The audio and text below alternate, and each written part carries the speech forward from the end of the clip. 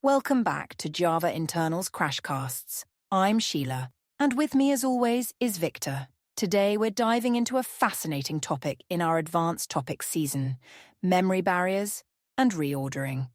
This is the final section of our Java memory model chapter, so get ready for some mind-bending concepts.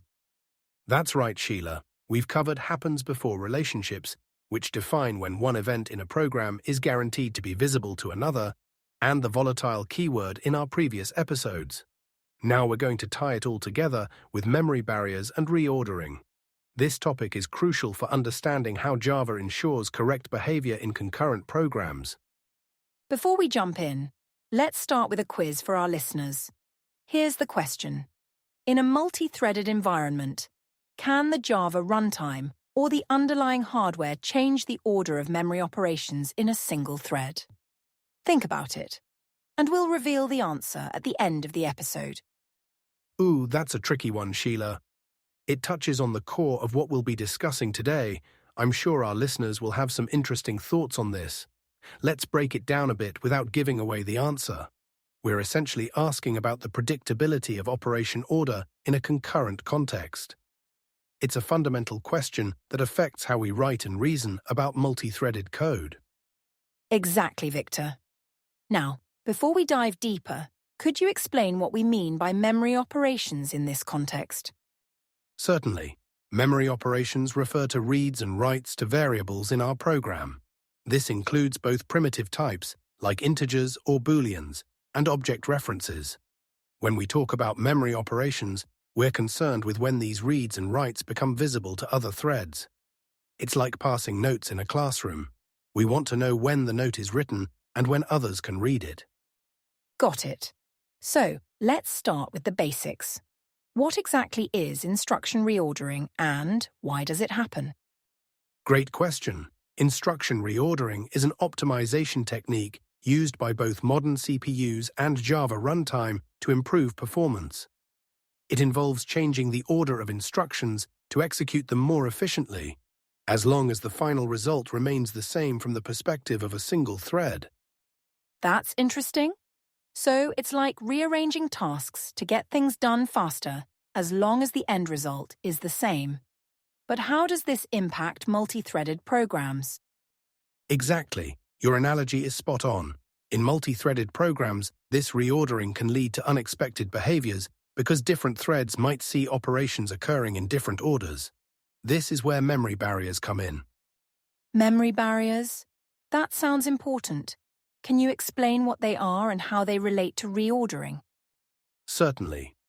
Memory barriers, also known as memory fences, are instructions that enforce ordering constraints on memory operations. Think of them as traffic lights for memory accesses.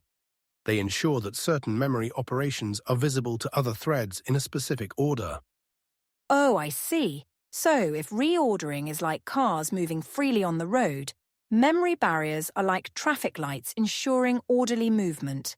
Are there different types of memory barriers? Great analogy, Sheila. Yes, there are typically 4 types of memory barriers: load-load, load-store, store-load, and store-store. Each type prevents different kinds of reordering. For instance, a store-load barrier ensures that all stores before the barrier are visible to other processors before any loads after the barrier. That's fascinating. How does Java implement these memory barriers? Do developers need to explicitly use them? In Java, memory barriers are typically implicit. The Java memory model specifies where these barriers are required, and the JVM inserts them automatically. For example, the volatile keyword we discussed earlier implicitly introduces memory barriers to ensure visibility and ordering.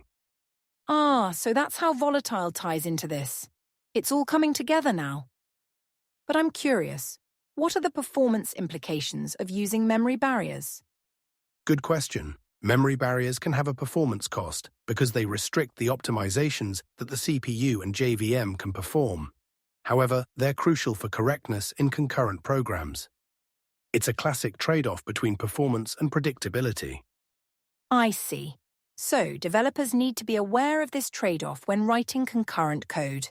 Are there any common pitfalls or misunderstandings about memory barriers and reordering that our listeners should be aware of? Absolutely. One common misunderstanding is assuming that all operations in a synchronized block are automatically ordered with respect to other threads. While synchronization does provide memory barriers, it's important to understand their exact semantics. Another pitfall is relying on implicit ordering in non-volatile variables, which can lead to subtle bugs. Those are great points, Victor.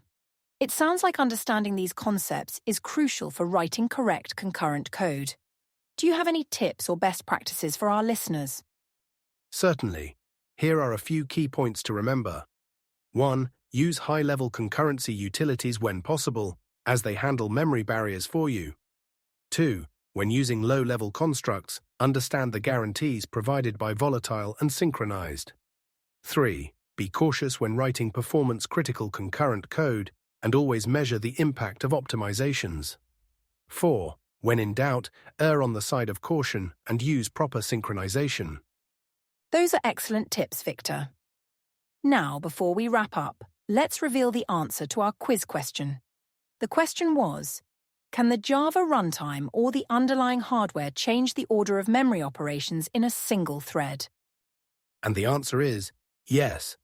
Both the Java runtime and the underlying hardware can reorder memory operations within a single thread, as long as the reordering doesn't affect the thread's own behavior.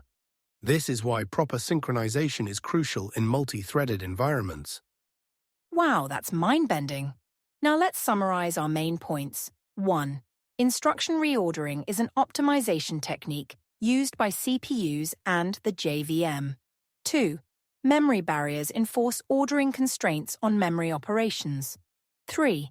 Java implements memory barriers implicitly through constructs like volatile and synchronized. 4. Understanding these concepts is crucial for writing correct and efficient concurrent code. Next time, we'll be starting a new chapter on fork-join framework. Don't miss it. That's right, Sheila. We've covered a lot of ground today, and I hope our listeners found it as fascinating as we do. Remember, understanding these low-level details can really level up your concurrent programming skills. Absolutely, Victor. And to our listeners, if you enjoyed this episode, please subscribe to Java Internals Crashcasts and leave us a rating. Your support helps us continue bringing you deep dives into Java's internals. Until next time, happy coding.